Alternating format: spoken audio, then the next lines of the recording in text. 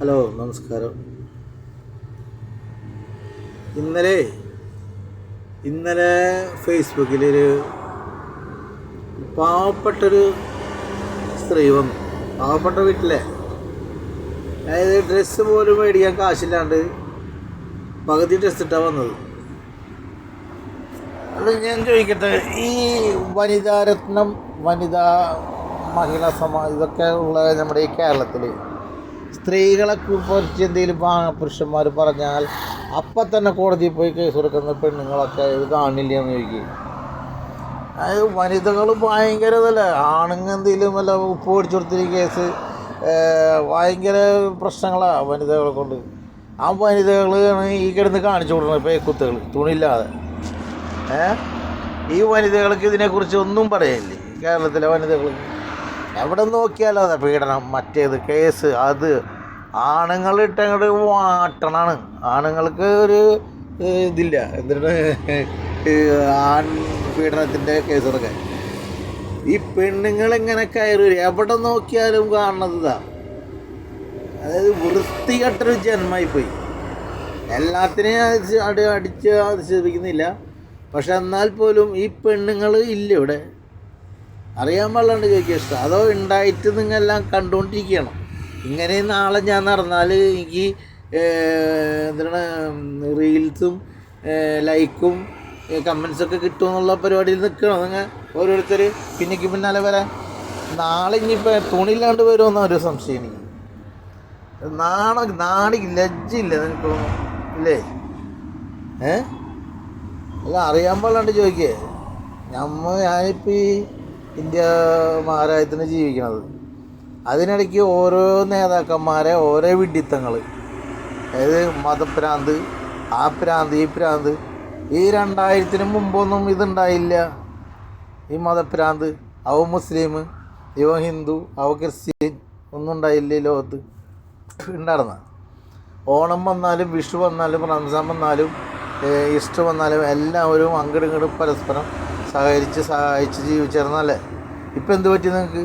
ഏതോ ഒരു രാഷ്ട്രീയക്കാർ അല്ലെങ്കിൽ ഏതോ ഒരു നേതാക്കന്മാർ വന്നിട്ട് ഞാൻ പിടിച്ച മുയലിന് 3 ചെവി എന്ന് പറഞ്ഞാൽ അതിനെ പിടിക്കാൻ മാത്രമൊരു ബോധമുള്ളൂ നിങ്ങൾക്ക്, നമ്മുടെ ഈ കേരളത്തിലെ ജനങ്ങൾക്കും ഇന്ത്യ ഭാരത ജനങ്ങൾക്കും? ആണോ അത്രയ്ക്ക് ബുദ്ധിയുള്ളൂ നിങ്ങൾക്ക്? ഒരു നേതാവ് വന്നിട്ട് പറയണേ ഞാൻ പിടിച്ച മുയലിന് 3 ചെവിയാണെന്ന് പറഞ്ഞാൽ നിങ്ങൾ അത് വിശ്വസിക്കുമോ? നിങ്ങൾ അതിനൊപ്പം നിൽക്കുമോ? അതാണോ നിങ്ങളെ പഠിപ്പിച്ചേക്കണ സംസ്കാരം? അതാണ് നിങ്ങളുടെ അച്ഛനമ്മമാർ പഠിപ്പിച്ചു തന്നേക്കണത്? അങ്ങനെ പറയണം. അതായത് വിഡ്ഢികളെ നാടാവാനാണോ നിങ്ങൾ ആഗ്രഹിക്കുന്നത്? അല്ലല്ല, നമ്മുടെ മക്കളെ വളർത്തി നമ്മുടെ മക്കൾക്ക് നല്ല ജീവിതം, നല്ല പഠിപ്പ്, നല്ല ഇതൊക്കെ കൊടുത്ത് ബുദ്ധിയും നല്ല ആരോഗ്യമൊക്കെ കൊടുത്ത് വളർത്തേണ്ട ഈ കാലത്ത് ഈ കിടന്ന് കാണിച്ചു കൊടുക്കുന്ന പേക്കുത്തുകൾക്ക് ഒരു അറുതി വരുത്തണ്ടേ? അത് വീട്ടിൽ നിന്ന് തന്നെ തുടങ്ങണം. എന്നാൽ ആരോ പറഞ്ഞ മാതിരി സ്കൂളിൽ നിന്ന് തന്നെ തുടങ്ങണം നല്ല പഠിപ്പ് എന്ന് പറയാൻ, വീട്ടിൽ നിന്ന് തന്നെ തുടങ്ങണത്. പറ്റാത്ത പിള്ളേരെ എന്തെങ്കിലും വാശി പഠിക്കണമെങ്കിൽ തല്ലി തന്നെ പഠിപ്പിക്കണം. അതാണ് വേണ്ടത്. അല്ലാതെ ഐറ്റങ്ങൾക്ക് തലോടുക, ഐറ്റങ്ങൾ പറയണത് മേടിച്ചു കൊടുക്കാതെന്ന് കഴിഞ്ഞാൽ അതിനെ നേരം ഉണ്ടാവുള്ളൂ. ഇപ്പം ഇങ്ങനെ നടന്നു. ഇന്ന് ആളെ റോട്ടിൽ കൂടെ ഒരു ആണേറിയിട്ട് തുണിയും പാൻറ്റും ഊരിക്കളഞ്ഞ് നിങ്ങൾ ആരെ പ്രതികരിക്കുക? പറയുന്ന കാണുന്ന പ്രകടന പറ. ഈ പെണ്ണുങ്ങൾക്ക് ഇതിനൊരു എവിടെ നോക്കിയാൽ എപ്പോൾ എതിർത്താലും ഈ കാണുന്നത് വൃത്തികെട്ട കോലങ്ങളാണ് അല്ലേ? ഇതല്ല, എന്നാളിതുപോലെ ഒരു പെണ്ണ് അടിയിലൊന്നും ഇട്ടിട്ടില്ല, എന്നിട്ടൊരു സാധനം ഇട്ടിങ്ങായിട്ട് വന്നേക്ക് വേദിയിലേക്ക്. അറിയാൻ പാടില്ല, നിങ്ങൾ ഈ ലൈക്കിനും ഈ കമൻസിനും ഈ ഇതിനു വേണ്ടിയിട്ട് മാത്രം ജീവിക്കണാണ് നിങ്ങൾ. വീട്ടിൽ നല്ല ഭർത്താക്കന്മാരുണ്ടെങ്കിൽ നല്ല അടിക്കണം, നല്ല അടി അടിച്ചു കൊടുക്കണം, നല്ല കൈക്ക്. അത് ചൊവ്വില്ലാണ്ട് ഈറ്റങ്ങ് ഇങ്ങനെ നടക്കണേ. അത് ആദ്യം മനസ്സിലാക്കാൻ നിങ്ങൾ. ഞാൻ പറഞ്ഞതിൽ എന്തെങ്കിലും തെറ്റോ കുറ്റോ ഉണ്ടെങ്കിൽ നിങ്ങൾ എന്ത് വേണം ചെയ്യും. അത് ഇങ്ങനല്ല ഈ കേരളം നടന്നത്, അല്ലെങ്കിൽ ഇന്ത്യമാർ നടന്നത്. നോർത്ത് ഇന്ത്യയിലൊക്കെ ചിലവർ നടക്കണ കണ്ടിട്ടുണ്ട്, മുട്ടിന് കീഴോട്ട് ഇത് ഇട്ടിട്ട് നടക്കണ കണ്ടിട്ടുണ്ട്. പക്ഷെ ഇപ്പം അതല്ല സ്ഥിതി. ഇപ്പം ജഡിട്ടാ നടക്കണ. എന്നിട്ട് ഏതേ പുരുഷൻ നോക്കിക്കഴിഞ്ഞാൽ പല സെക്കൻഡ് പിടിച്ച് അകത്ത് വിഡ്ഢികൾ പറയണത് ശ്രമിക്കാനാണോ നമ്മക്കുന്നത്? ആണോ? അങ്ങനെ എല്ലാവരും ഇല്ല. തന്നെ അതിലൊരു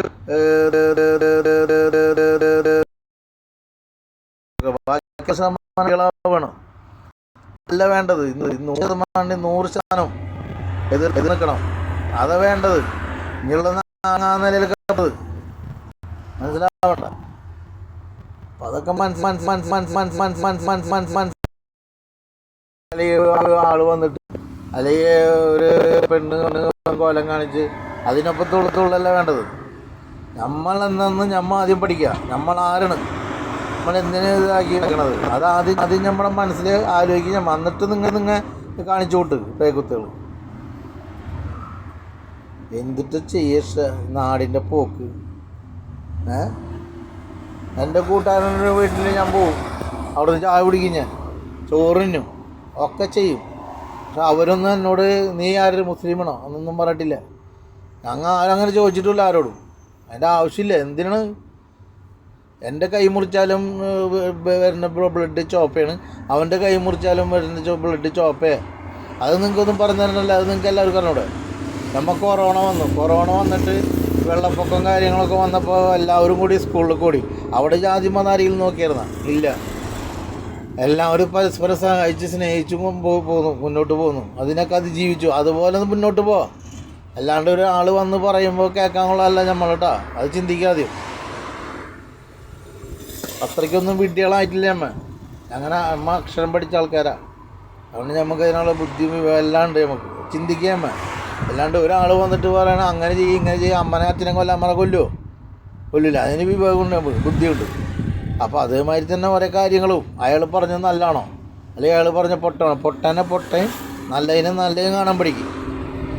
അത് എന്നിട്ട് പ്രതികരിക്കുക. അത് ന്യായം. അല്ലാണ്ട് കുറേ ലൈക്കും കുറേ കമൻസും കിട്ടാൻ വേണ്ടിയിട്ട് നമ്മൾ അതിൻ്റെ പിന്നാലെ ഓടിക്കഴിഞ്ഞാൽ നമ്മുടെ ജീവിതം വെറുതെ വേസ്റ്റ് ആവുള്ളൂ. ചിന്തിച്ച് ജീവിക്കും ഇനിയുള്ള കാലം. അപ്പോൾ ശരി, ഓക്കെ, ബൈ.